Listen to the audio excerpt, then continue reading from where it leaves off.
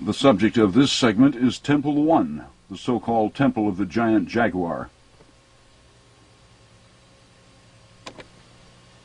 A magnificent pyramid that was built, apparently, by the Maya about 2,000 years ago.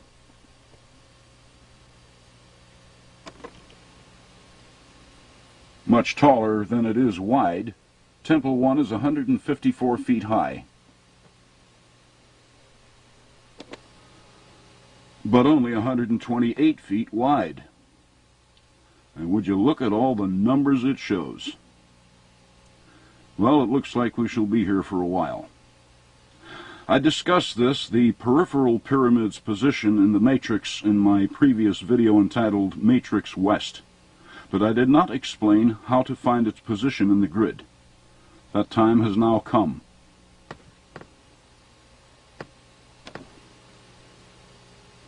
With so many of them in evidence, the emphasis here is obviously on the 90-degree corner angle, of which there are many.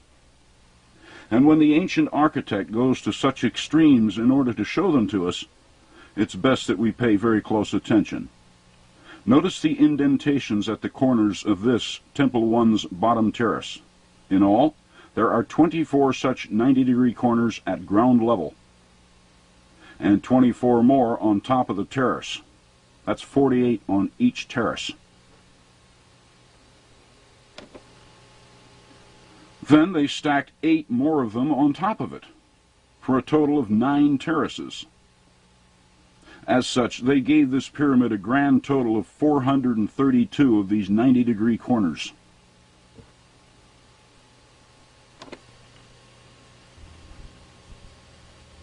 $432 by 90 makes Temple 1's corners worth $38,880.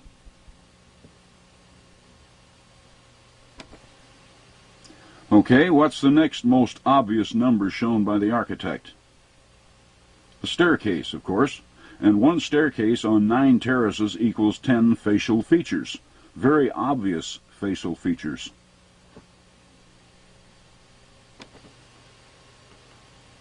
Factor that into our formula, and then apply the pi ratio.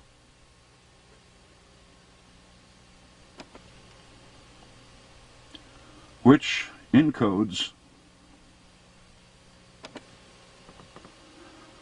Temple 1's longitude to the west of Giza's Great Pyramid.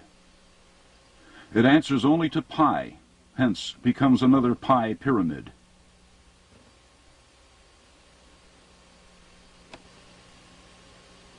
I went on to explain why Temple 1 should be called the peripheral pyramid, because unlike Tikal's other pyramids, this one faces west. To answer the Great Pyramid's prime meridian, the long way around the earth.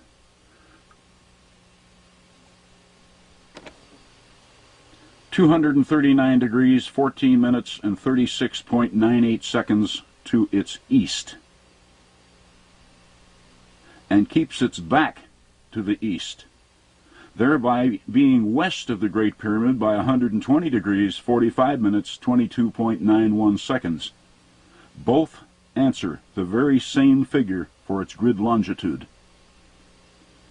And we like to think of these ancient builders as primitive and without knowledge, stupid sun worshippers.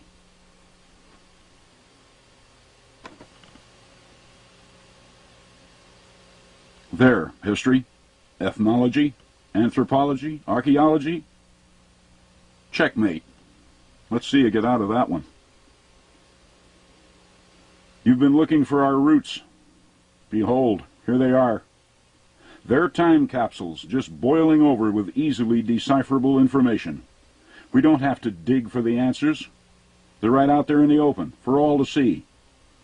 So very simple.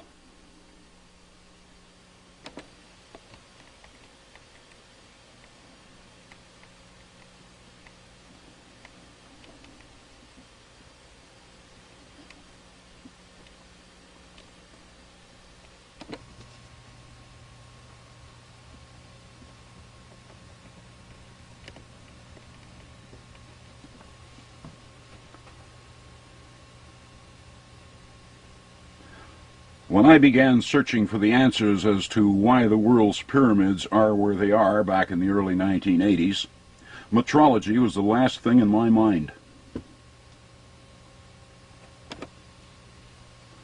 The reason for that came from my having read well into the subject over previous years and found ancient metrology to be a hopeless shambles of disorder.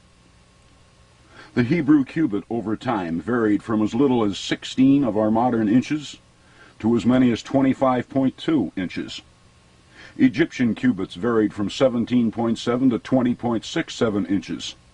The Roman cubit was 20.76 inches, Babylonian cubit 20.88, Zimbabwe cubit 20.64, and so on. No common ground between any, and no constants.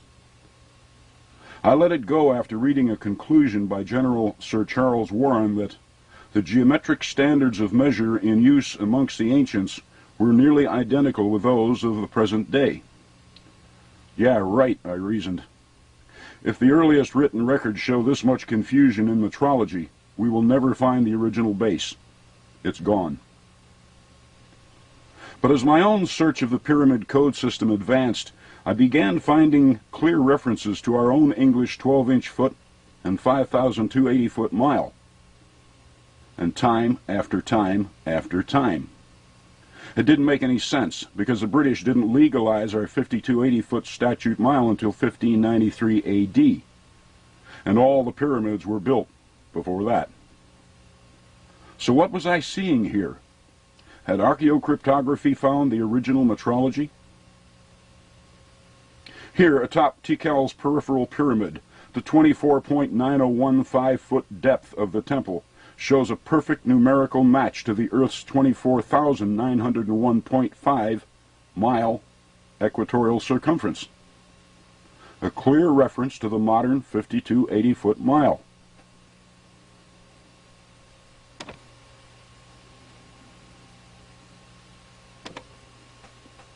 Next, and also presented earlier, is the message from Temple 2 here at Tikal.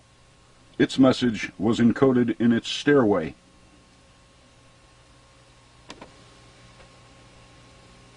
"59 steps, divided into 2 separate staircases. The visual message is obvious. Divide 59 by 2, which results in 29.5, or 29.5. The width of the staircase at ground level is 29.5 feet. No, some will argue, that refers to the 29.5-day lunar cycle. Well, that's no argument, because its width is still 29.5 feet, and the builders of Temple 2 went to a lot of trouble to show us 59 numbers divided by 2. Call it the lunar cycle if you wish, but it's still 29.5 feet. And what could be clearer than the 60 steps which climb the facade of 60-foot-high Los Niches at El Tahin? The 12-inch foot again. 1 step for every foot. Then we have Temple 4 at Tikal, with its 15.49-foot-high terraces, answering the 15.49-degree azimuth of everything at Teotihuacan, and its 72.6-degree slope angle. 72.66 is the square root of 5,280, the foot and the mile. Then, too, we have its West Giza longitude of 120 degrees, 45 minutes, 48.66934411 seconds. The final aspect echoing precisely the 48.66934411 foot radius of far-off Stonehenge.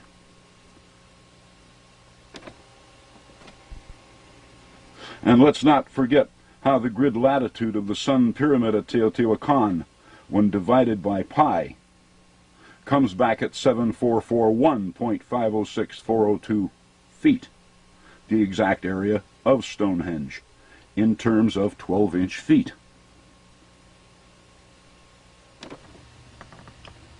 Then divide that result by the 15.4919 degree azimuth of Teotihuacan and wind up with 480 .3471728 feet, the original height of the Great Pyramid. Feet again.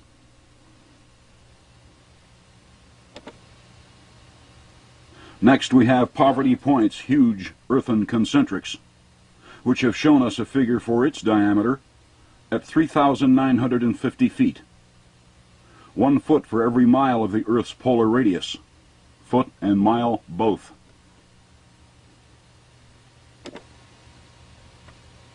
But it's no real problem for a master suppressionist to dispose of any of the preceding by simply asserting that all of these field measurements are wrong. So let's set up another checkmate, shall we? Kukulkan does this for us, in part. 90-degree right angles everywhere.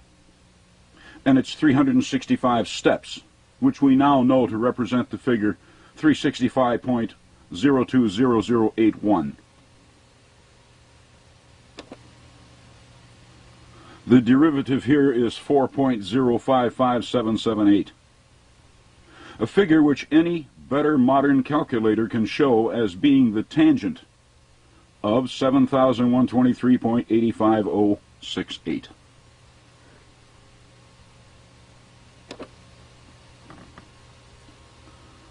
Kukulkan explained the first part.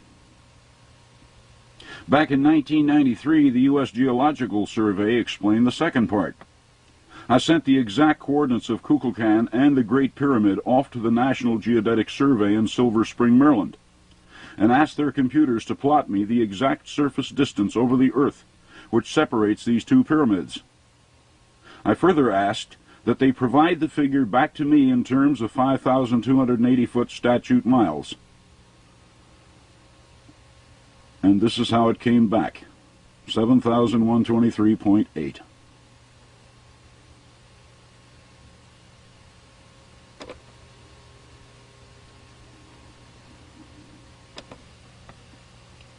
This 7,123.8 mile line from the Kukulkan